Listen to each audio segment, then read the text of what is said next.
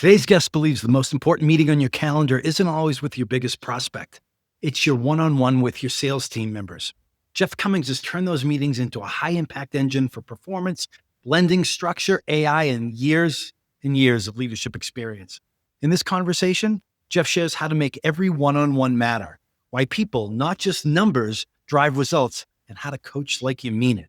After you listen, engage with us on LinkedIn and be sure to subscribe to the Coach to Scale YouTube channel so you don't miss an episode. Let's go. Welcome to Coach to Scale, how modern leaders build coaching cultures. I'm your host, Matt Bonelli. Join me as we build a community of like-minded professionals who share the belief that effective coaching improves the performance of every team member. Our mission is to help leaders become better coaches.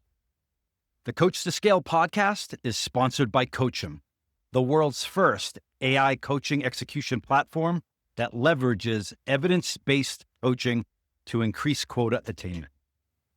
And with that, let's get started. This week's guest believes people are the engine because a car can't run on fumes, and a sales team can't scale without a strong core.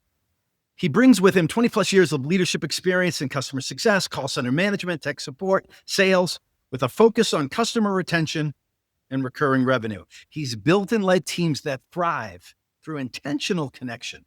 And today, as COO of LLC Attorney, Jeff has taken that passion a step further by codifying his own structured framework for manager to rep one-on-ones, they're not dead, and even weaving AI into the mix, not as a replacement for human empathy, but as a force multiplier for coaching impact. More on that in a minute.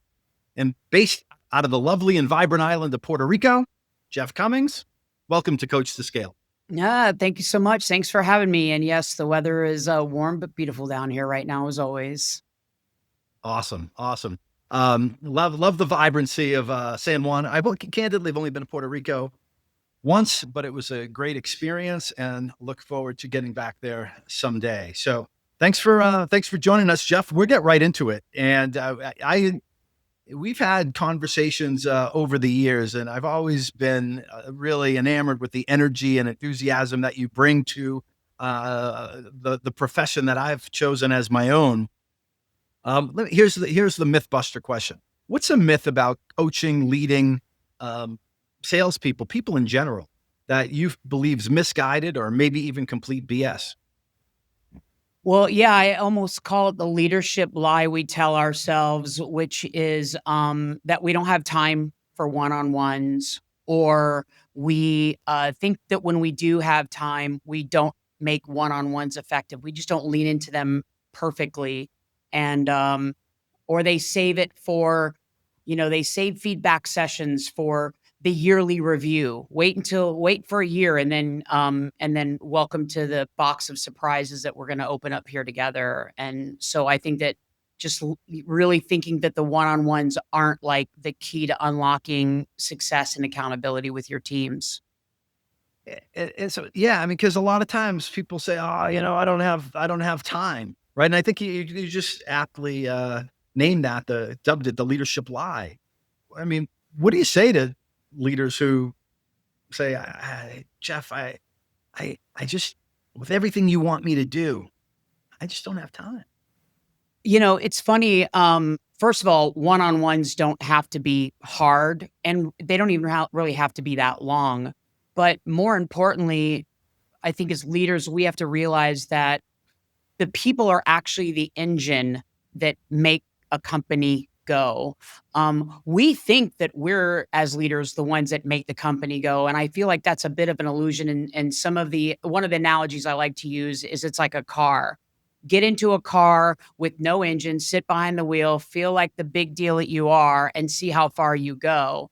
By the same token, if you've got a car with an engine but no driver, you see where you'll go. You're not going to go anywhere without the driver. So we're really while we might be the driver, the vision, and taking a team or a team member in a direction, they are really the engine that makes this thing move. So unless you want to be the only person picking up the phone and making all the calls and doing all the work, then you should look at the full force, the kind of the multiplier and the force that creates when you're unlocking your team through one-on-ones. And not making time for it essentially it also goes against what I believe is a core leadership philosophy now, which is servant leadership.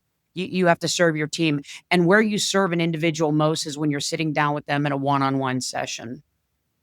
And so, great to hear, right? Music to my ears, especially with what I do. But a lot of people say that, and they don't put any wood behind the arrow, right? People are our most important asset. I mean, you've heard this too, right? And you've heard it come from people. You're like, yeah, like that same person who says people that are our most important asset is also the leader who says, don't name the farm animals because you might have to get rid of them someday, right? So it's crazy. How does this inform or drive how you prioritize this intentional one-on-one time between management and individual contributors? Yeah, I guess using the Sandler technique, I'd answer a question with a question, right? Which would be, what is more important? What's more important than your team member? What's more important than the very people that you serve? If you have a better answer than your team, is there's something more important than your team? You're probably not. You're probably either in the wrong position or the wrong mindset, is what I would say to that. So. Yeah, I think I've heard you say if you're too busy for your people, you're too busy to lead. Yeah, So, exactly right. That's something exactly along right. those lines. Yeah. Yeah, it's go back to being an individual contributor if you don't want to serve the very team that deserves your energy. And so we've delved into this conversation privately in the past about why one-on-ones matter. What is it about them that makes them so critical in your mind? I think that probably the most important thing is that you're setting aside time and dedicating it to a specific individual where nothing else is happening during that time. So, it's your opportunity to give them coaching and to get feedback, right? You can not only do you create accountability and a channel of communication where you're really helping them to remove their barriers to success, but they also give you a chance to be held accountable for the things that you need to bring to the conversation or to the table or get done before you meet the next time. And it's dedicated time, it's focused time. Can't accomplish the same thing in a team environment. Can you hold people accountable in a team environment? Of course you can. Can you ask them about their numbers? Can you do some spot coaching? Absolutely. But you setting aside that dedicated to that time to that person is really focusing on their growth. It's like as a basketball coach, if you're coaching a basketball team, yeah, during the practice sessions and during the team meetings, you're coaching and you're looking at film and you're doing all that. But it's when you're literally sitting down and spending time that's focusing on one person, making sure that when they're on the court in real time, you're activating the thing that they need to work on the most. And as a longtime leader, as a COO, you're very process and methodology oriented. How do you bring that to your one-on-ones? Yeah, I'd love to say that I came up with the methodology, but in the process of me getting coached from my leaders, I've kind of just really I'm just paying it forward and adopting what was passed on to me, and through trial and error, I've just found that this just keeps being effective. So the process itself is pretty straightforward. I typically, especially if it's a numbers driven organization, which most of the time, if you're in a sales environment or operations, there's always numbers involved.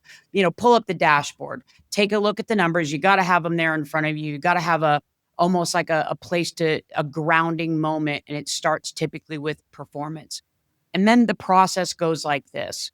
The first thing is so since the last time we met, what went well? And they always go first. You want them to take accountability of what went well. They say what they thought's gone well since the last time you met. Then the leader says, okay, here's what I think went well. Here's where I agree with you. Or it gives you a chance to maybe, throw some props, or you saw something in them and in their growth and in their performance that maybe they didn't notice. Hey, I listened to one of those calls, or we did that ride along. I saw you did this. That was amazing. And I love that you've leaned into this. It gives you a chance to really give some good feedback. Then you go into Jeff, let me jump in if I may. Go ahead. Absolutely. So great. You start with reflection. You get them to go first. I'm wondering, do you find that when you get the other person to go first and to talk first about what went well, do you find that they often they struggle with that and they start with like what didn't go well? It's because I'm just Yeah, curious. absolutely. I always lean right back into what went well. And then I always kind of make sure that at the end of my one-on-one, if I feel like they haven't reflected before they got there or they're making it up on the fly, which is typically some of the things that happen, or they think that they want you just to point out the mistakes, right? I remind them, hey, do some reflection. Take 5 minutes before we meet and you really get your thoughts together before you meet. Think about what happened in the last one. What were your commitments? Reflect on it. I always encourage them to bring their laptops, take notes, right? So we both have accountability there. I don't want to skip past the what went well, though. I always route it right back and I say, hey, let's save that for the what didn't go well. I want to really focus on what you thought went well. And then I make sure I say what I thought went well. And then we shift. But it's always what went well, they go first, what I think went well, and then we move on to the what didn't go well. And again, they go first, and then I say what I didn't think went well. Excellent. And so, okay, so dashboard reflection, what went well, what didn't go well, they go first. And then anything after that. Yeah, then typically I start shifting into some of the coaching. Um, let's talk about the things, the areas that we want to focus. Let's dig into maybe a couple specific items. Um, and after we've dug into those to where I'm really taking the time to focus on their growth, not just to their numbers, but to their career goals. It reminds me of a moment that I had in a one-on-one with my top sales performer, and he had done what I think is sometimes a little common with your top sales performer is they start getting to the point where they feel like, yeah, all that process stuff or deal review, I'm the top performer. I don't have to do this, or I can kind of shortcut this process, or I can kind of puff out my chest all the time. And I pulled him off the side and in our one-on-one, I said, listen, you're killing it. Your numbers are great, but I don't want you to be the quintessential top sales performer that doesn't, the cliche that doesn't address these other areas. Cause I think you could grow in your career professionally and go a lot further if we work on the behaviors now that are going to create long-term success for you, which goes beyond the numbers. And it starts with your behaviors. And let's talk about the professionalism and you setting the bar for excellence, not just for numbers, but in all parts of your game. I don't want you to be the point guard that can put up a lot of points but can't play a lick of defense. I want you to be a really well-rounded player. And so those are the kinds of times that I'll go into coaching that goes beyond how do you get this deal over the line.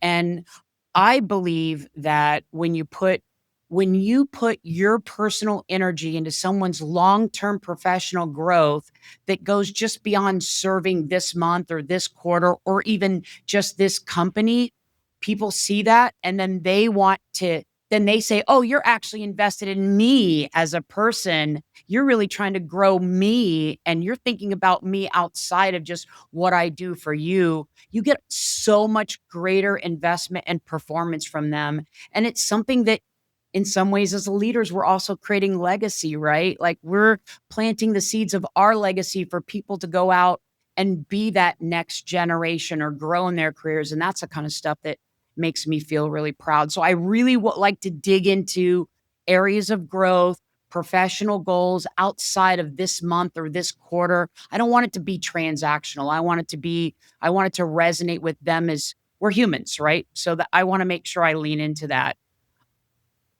Yeah.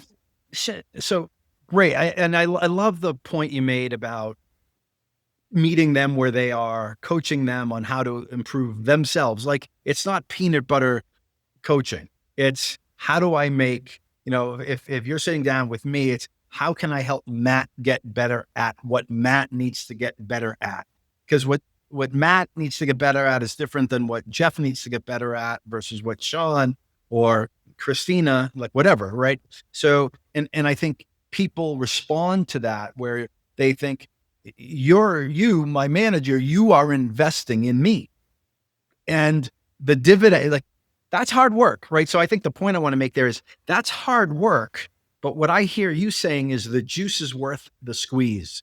it's worth investing the time because it's going to come back to you and the company multifold. Would that be fair? Yeah, absolutely. I think it's a huge multiplier. And obviously, we always think in transactional ways and things like that. And so, yeah, I think there's a benefit to the business when people feel like they show up every day, they're invested. I want to say it was in the book First Break All the Rules, where they did this study and they asked, like, what's the number one motivator to that makes you want to show up to work every day?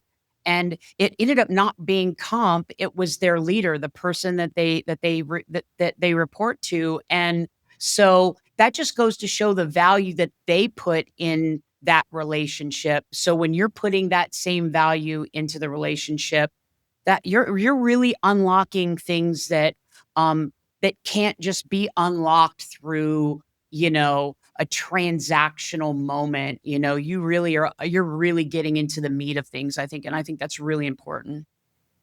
Okay. So here's a question, and I'm going to ask it as an advocate for those that are out there listening and watching that don't have a leader that focuses on coaching and mentorship, that's not doing one-on-ones or is doing them, but they're doing, you may have heard this.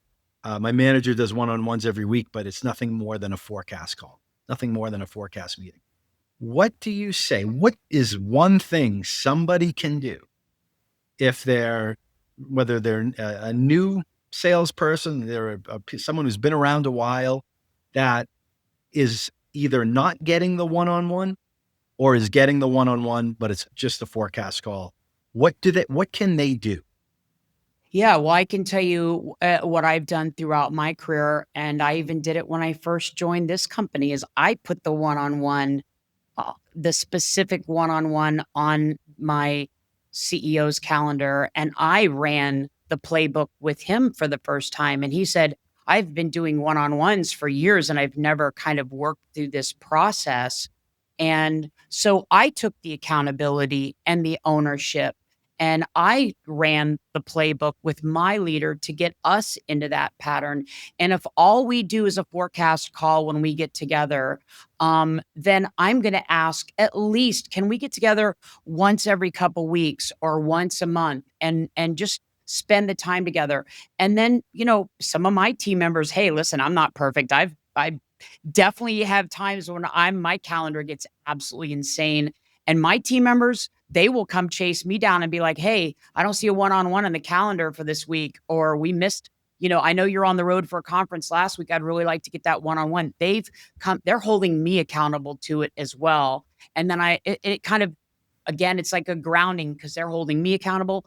I'm holding them accountable. And it is something that once you get your leader in that rhythm and they start seeing a value, then they start doing it with others. But listen, I still believe that if you're a team member, or you're an employee and your leader isn't giving you coaching and advice, or you don't have a mentor within that company, then you should leave. I mean, if there is, even as an executive, and me being an executive for a while now, I'm still always reaching out to people for mentorship because it's something that I want to keep growing. I want to be like that lobster who's, is constantly growing and having to break the shell and go through some uncomfortable change and get areas to get better. I'm always seeking that because I feel like it's been so key to my career because of my early mentors that I had. Shout out to Vance Brown, Carrie Cornella, Bill Birch, the people that like really pulled me under their wing when I was really up and coming in my career. And now I seek that, and everyone should seek that, I think. Awesome. I love the shout outs. I'm going to come back to that. Somebody who's had a real impact on your career, right before we wrap up today. So I just want to make sure I got the model here. So a one-on-one framework, we're starting with the data, the dashboard. We're going into reflection, what went well, what didn't, starting with the other person's feedback. Coaching moments, like dig deeper, like what specific area is the focus area for that in that one-on-one. And then I think where does it go from there? Like, what are the last Yeah, we couple make of our elements? commitments. We make our commits. of what we're committing, I really try to focus on kind of behavior, growth. You can always, we're always engaged in deals. We're always having that little, what's going on with that account? How's this going? We act like we're not having these deal discussions and forecast meetings all the time anyway, at least in a sales environment. Like, to act like, well, this is the only time we talked about it all week long, so I'm going to use the one-on-one time for that. I just feel like we're probably covering that ground really, really well, right? So the ground that I really want to cover is like, let's talk about the commitments, the things that we're going to do that drive the results. And it's really more about growth, behavior, maybe something that they've been lingering on learning. I know I need to get a little bit better at this. Let's make a commitment. you know, and then I always finish with, we do, get a commitment from them on what they're going to work on between now and the next one-on-one, which I like to have, at least once every 2 weeks. Sometimes that's a little hard when you've got, maybe sometimes you're like, okay, once every 2 to 3 weeks, but put it in the calendar, stick with it. And then I always finish with, what do you need from me? What can I do? What do you need from me? Never do. And you notice in these questions, it was never, how are things going? This is a common thing that people do in one-on-ones. So how's it going? Good. Everything going well? Yep. Great. Never. It's always like, what went well? What didn't go well? What do you need from me? Not, do you need anything from me? It's always, what do you need from me? What can I do? When I'm with my leader, with my CEO, I say, what am I missing? What am I dropping the ball on? What else do you think you might need from me? I'll ask my leader, what else do you need from me, to make sure that there's always this vulnerability and this open communication on where we can grow. And then I want them to know that I drop the ball sometimes and I might be missing something. So I want to find out, like, I want to do that vulnerability-based trust, the kind of the Patrick Lencioni advantage methodology, and say, what do you need from me? What can I be doing better? Where am I missing things? And so I like to always finish with the what I can do. And then, of course, then there's the recap. If there's any actions, I try to make sure that we do a quick end of meeting discipline and do a recap afterwards. And I love the focus on the specifics, like what went well. I mean, I learned that the hard way after too many times asking my kids, how was school today? Good. Good. Yeah, exactly right. Yep. Yeah. So I think a lot of people have been there. Consistent one-on-ones are important. If you have a bigger team, it may not be every week. It's every 2 weeks. Sometimes stuff happens though, Jeff. What happens when you have to reschedule? Like when you have to cancel it? Like talk to me about the rescheduling process. Do you have to wait another 2 weeks if you're doing them on a 2-week cadence? Yeah. Kind of, again, I would kind of pull in. It's so funny how some of these methodologies have so much, it's like a Venn diagram. There's so much of a crossover, right? If a prospect canceled the meeting with you, you wouldn't say, cool, all right, yeah, well, let's definitely get that back on the calendar again, and then hang up the phone or send them back an email. What would you do? You would say, hey, let's get that rescheduled now. Let's get a commit to when we're going to meet now. Like, don't cancel, you don't cancel the meeting without having the other meeting at least on the books. Things come up. Get the meeting on the books, right? Don't let it just be canceled and then we're not going to do it. If you're on the road and things have gotten crazy and you can't honestly squeeze in 15 to 20 minutes just to do even a short version of that, even if just to call and say, what do you need from me? How are things going? What do you need from me? Even if you always got time for that. But if you're like, really, I can't really do that, then ask them to send you, hey, send me a quick note. What went well? What didn't go well? How are you tracking to your commitments? And then get the next meeting on the calendar. And a lot of times if I have to move a one-on-one, I'm really only moving it out a day or two. I'm just shifting it a little bit out, Yeah. but I'm still really trying to make sure that I do it within that week. And sometimes that means I'm canceling other things, Yeah. as a result. No, hey, it's a priority. If people are a priority, that's how you're That's leading exactly by, right. that's how you're modeling that behavior. You know, in response to this excuse, oh, hey boss, I don't have time to do the one-on-ones. You know, I've heard you say something about, like, well, a lot of people who say that are too busy because they're rolling up their sleeves, trying as a leader, trying to do the work of their people. And I've heard you say, and I wrote it down here, don't confuse being in the action with building the team that delivers the action. Can you talk a little bit about what that means? Yeah, I mean, it goes back to the coaching piece. Will I do ride-alongs? Of course, yeah.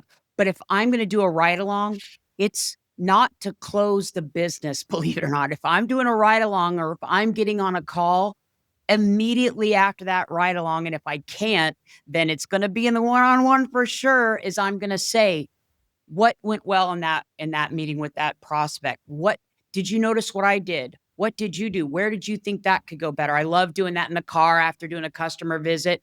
I never do hey, let's talk about the meeting and how excited we are about it or how disappointed we are. I want to go right into coaching moments. Like, right, what did you see? What did you pick up? What happened after this? Did you notice this thing? Talk to me about that. How would you incorporate that into the work that you're doing? I'm going to try to build that into the other things and other activities. I think spot coaching is really, really important as well. But ultimately, you have time, and if you don't have time, then you shouldn't be in a leadership position. And sometimes you're making ad hoc one-on-ones are fine as well. It's Yeah. just try to make sure that you run the play, because it really does ultimately, in my opinion, it gets it's so much of this stuff is like Sandler, right? You're trying to eliminate confusion, right? You're kind of getting commitments, right? You're handling objections. It's all those same kinds of things. What next best steps? It kind of always falls into a little bit of what we've been taught throughout the years. And so that's what the one-on-one does. And without that, when is that going to happen? Then when are you going to create that accountability? When are you going to create that one-on-one coaching? What I didn't mention during my one-on-ones, what I do is I'm never on Slack. My email is closed. I tell people I'm going to be taking notes while we're talking, but I want you to know that you have my undivided attention. Oh And man. and that is true. Like that's it. Nobody can Slack me. Nobody can text me. Nobody can call me. I am unreachable during those moments. And so I want them to know that if you see me on my computer, just know I'm taking notes. In fact, now that I've moved to ChatGPT to using it for my notes, I let them know, hey, I even said, hey, I'm starting this process. This is the way I'm going to be changing things. I want to let you know what I'm doing and why I'm doing it so that you can get a feel for my process here.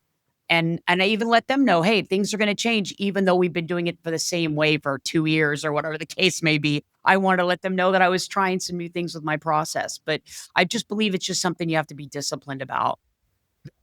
Jeff, I'm so glad you brought that up about being present, right? And it's so hard with this damn thing, and with Slack and with everything else that's going on, and with all the demands on your time.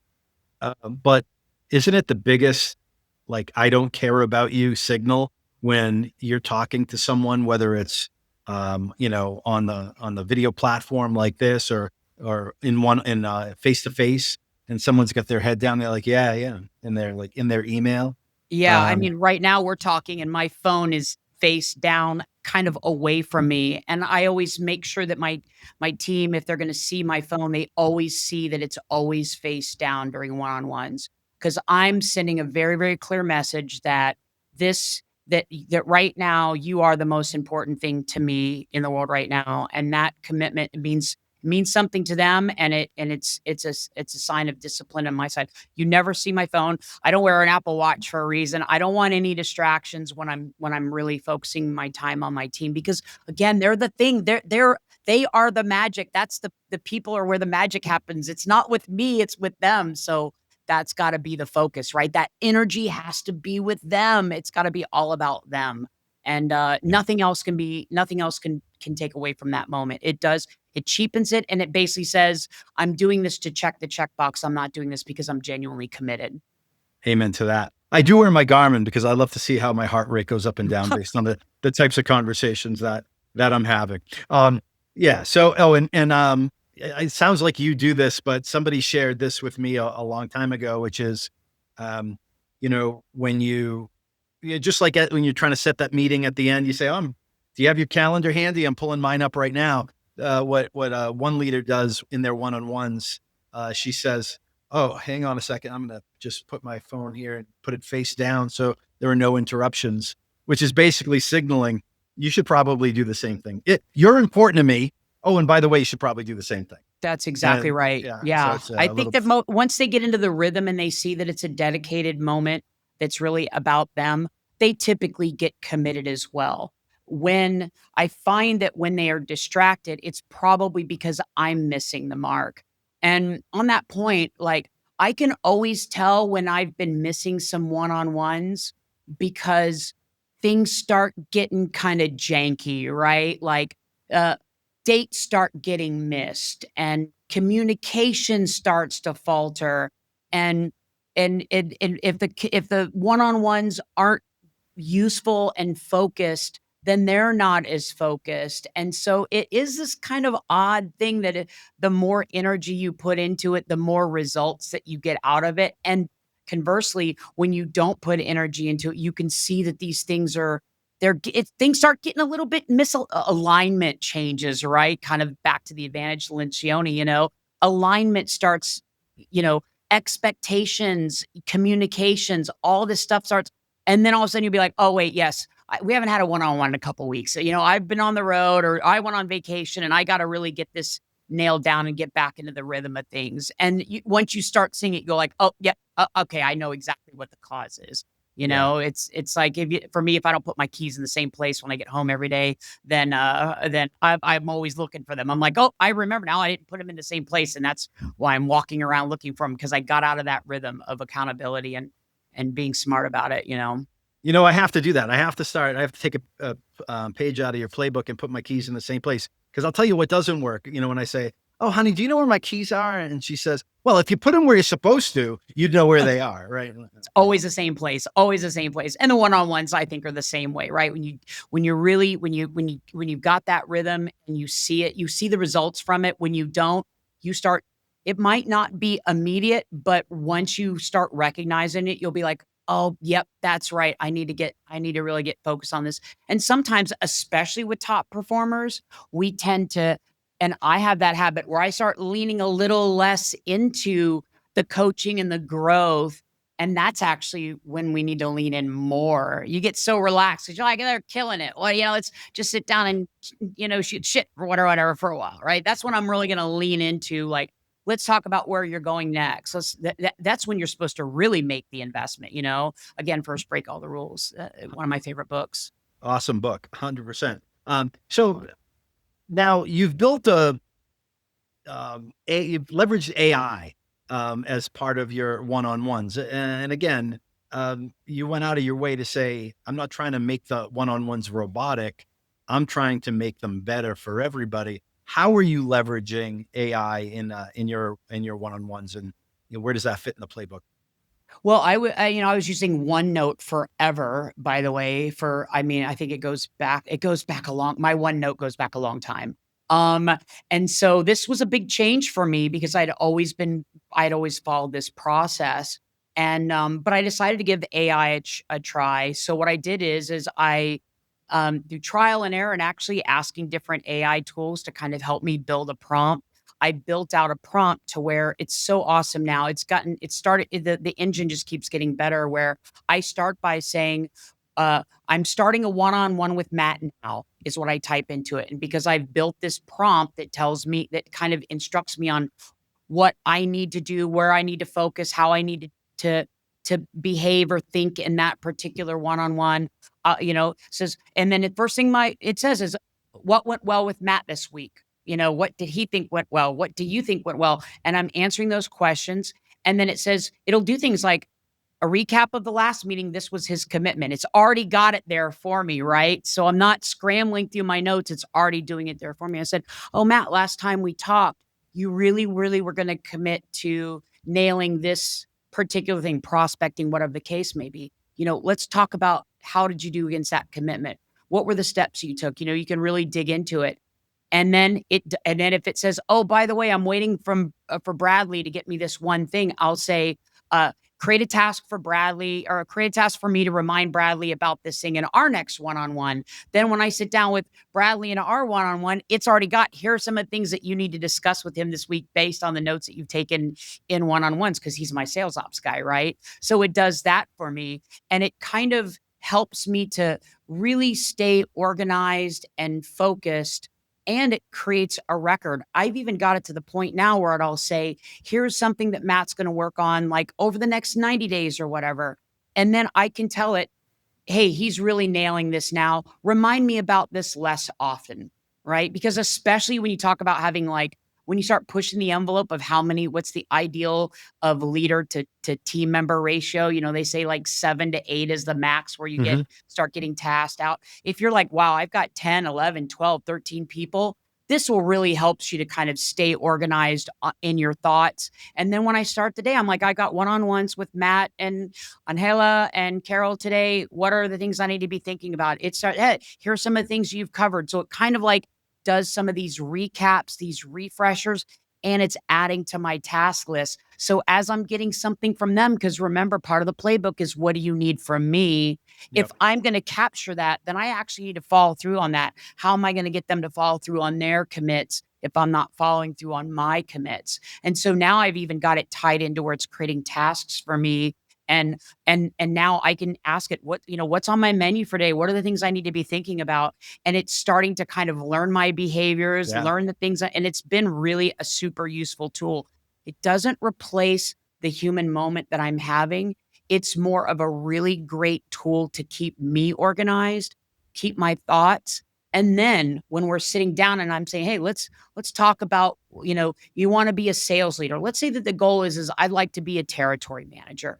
We can set some goals. Here's some books I want you to learn. Here's a few things that we're going to commit to doing. I'm going to start letting you do a few ride-alongs. I like to dip people's toes in the water of the area that they want to grow into. I always say, when it comes to your team, you should do like a bet, hold, fold. And if you say these are the people I want to bet on, then you have to make that investment. Well, maybe that investment is I'm going to change a little bit of maybe I'm going to change their commit a little bit and let them see how they do in leading somebody else, ease their forecast a little bit. I'm willing to make that investment to watch them grow. Maybe this is my next territory manager, my next director, or whatever the case may be.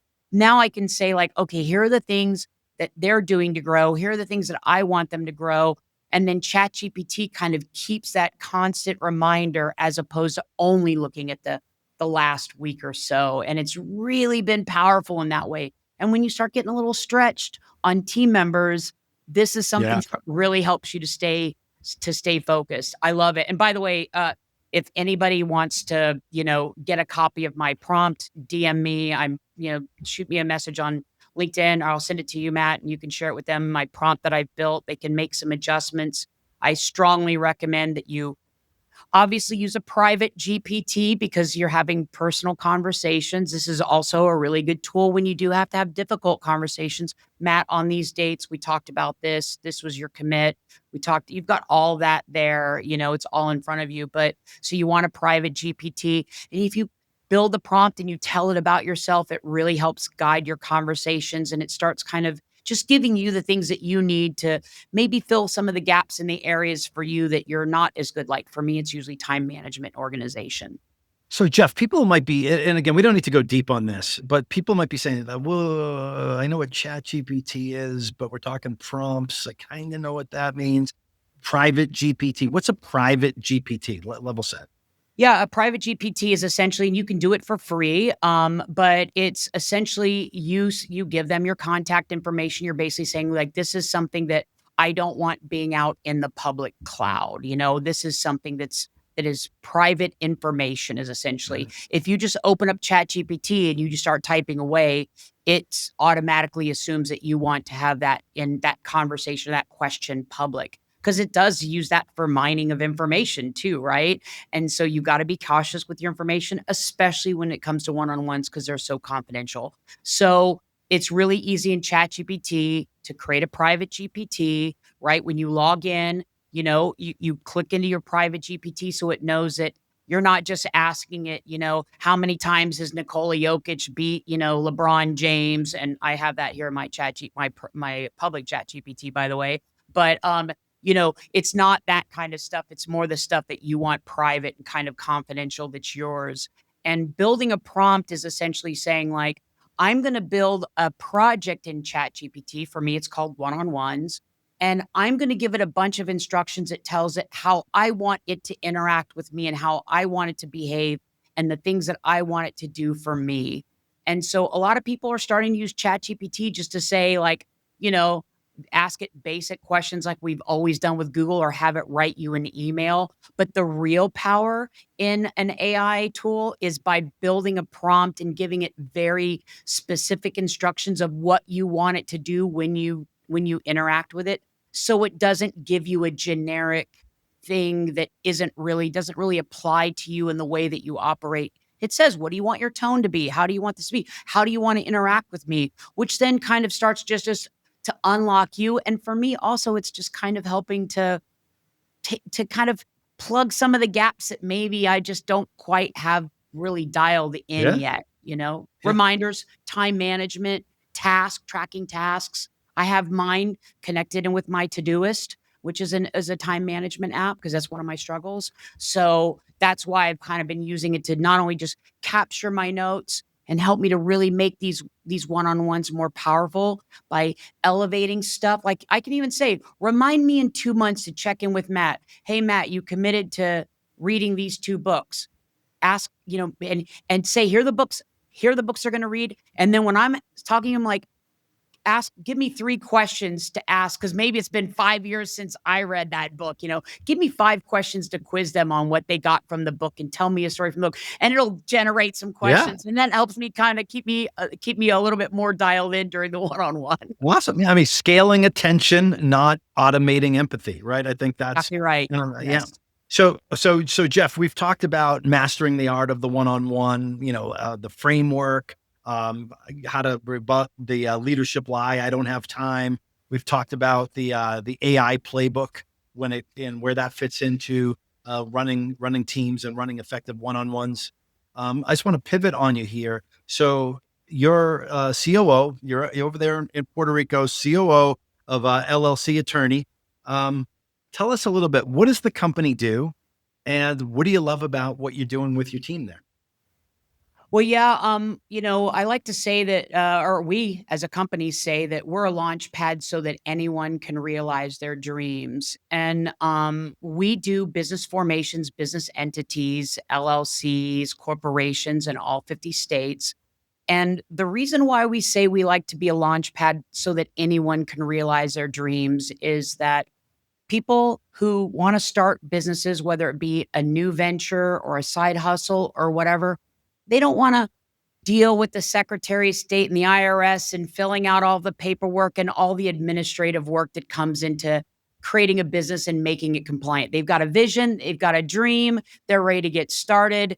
And we want to get rid of all that administrative work and let them really focus on the dream, the vision, the coffee shop, the real estate investment, whatever it might be. That's the work that we do for customers. And this ties into the one-on-one, actually, because the reason why we say a launch pad so that anyone can realize their dreams is because we feel the same way about our team members. We want to be a launch pad for them in their careers. We don't want this just to be a landing spot in the position that they're in. Where are they going next? What can we do to help them achieve their dreams? So that ties into not just what we do for our external customers, but what we do for our internal team members as well. And that's the kind of the vision. Yeah. And so it's pretty easy to say we help businesses form, we help people form and maintain companies, but really we feel like we're a launch pad so that people can realize their dreams. Stop working for that person you can't stand or isn't helping you, make that dream come true, start your own business. And we're here to take care of all the stuff you don't want to do so you can focus on the things you do. Excellent. Excellent. And so, last question, Jeff, I know we're covering a lot of ground here. Last question. We're the Coach to Scale podcast. We bring on guests who care about people, who care about coaching and developing and helping people and teams grow and scale and realize their dreams.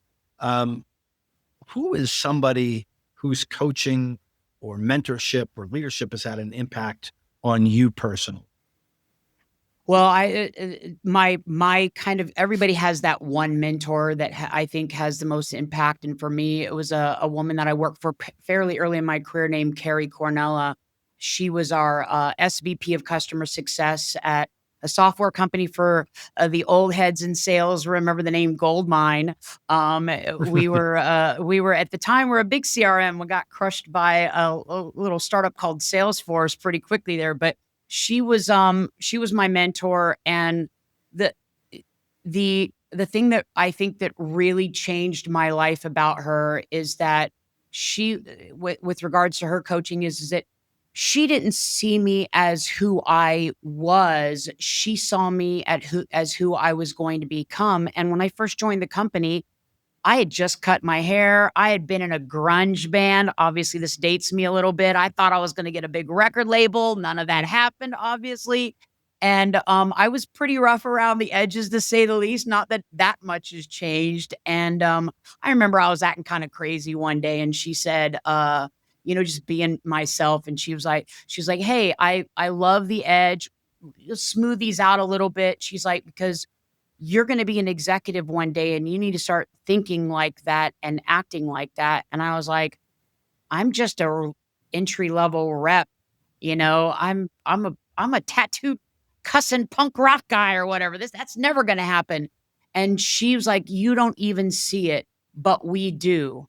And let's lean into that."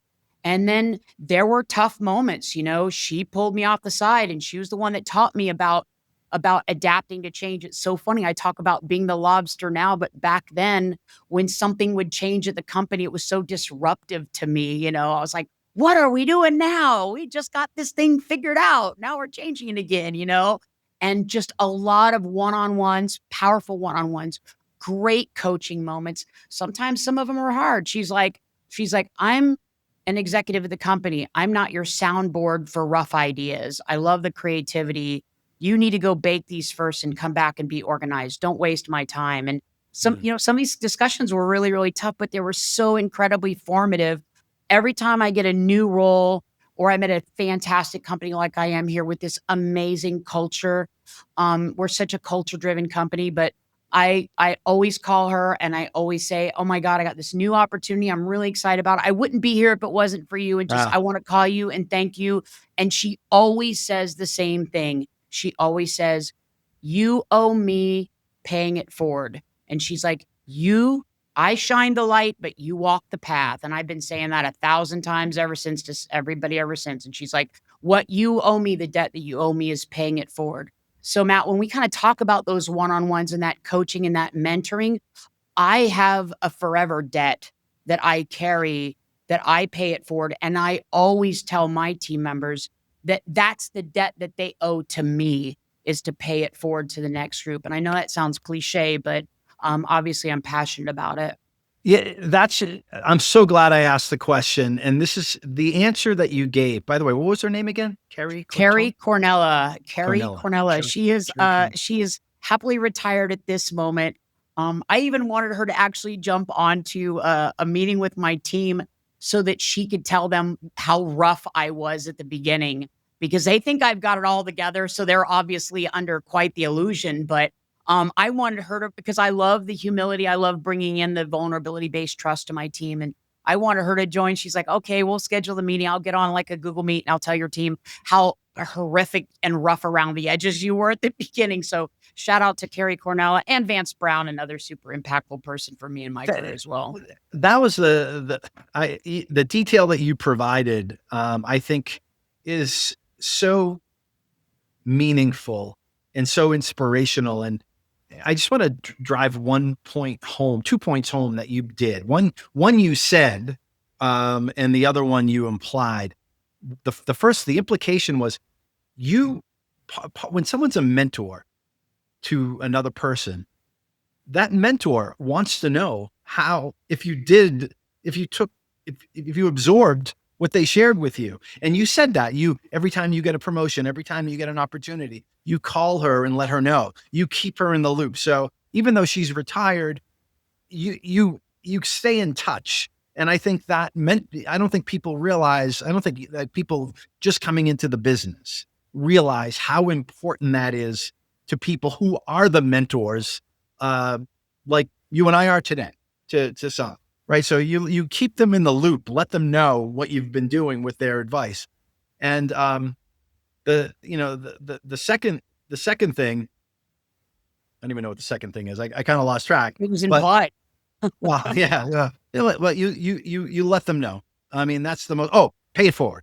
So you let them know, and then you also pay it forward. Meaning, now that you're in a position where you're mentor, you can be a mentor to people. You take it seriously because people took it seriously for you. So keep them in the loop and pay it forward. I think were the 2 points I wanted to drive home there. So thanks for sharing such a great story.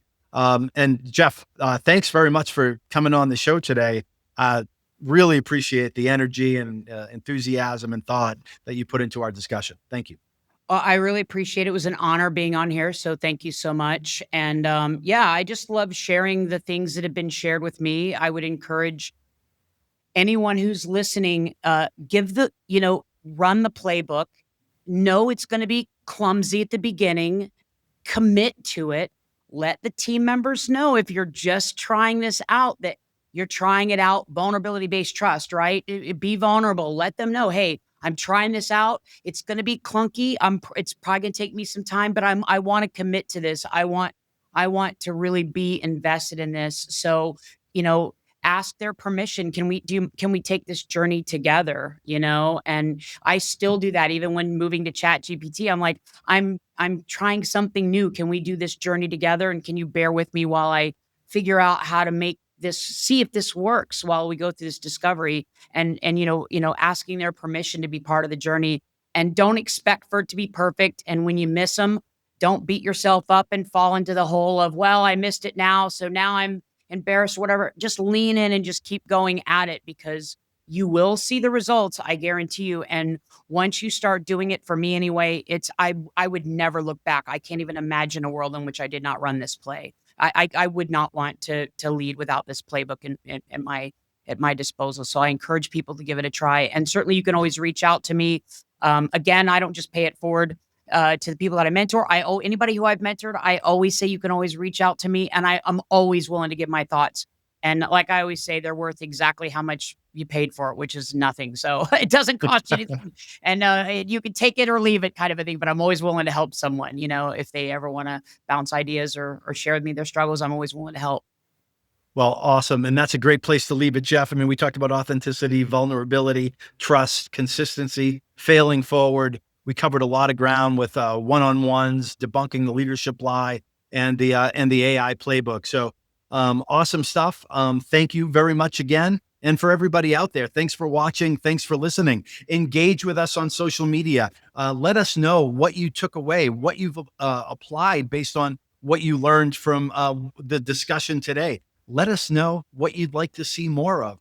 Reach out to Jeff. Get in his head about what he's using for his AI playbook. He's willing to share the information. So again, thanks for everybody out there watching and listening. Thanks to you, Jeff. And until next time, coach them if you want to keep them. And coach them if you want to keep them.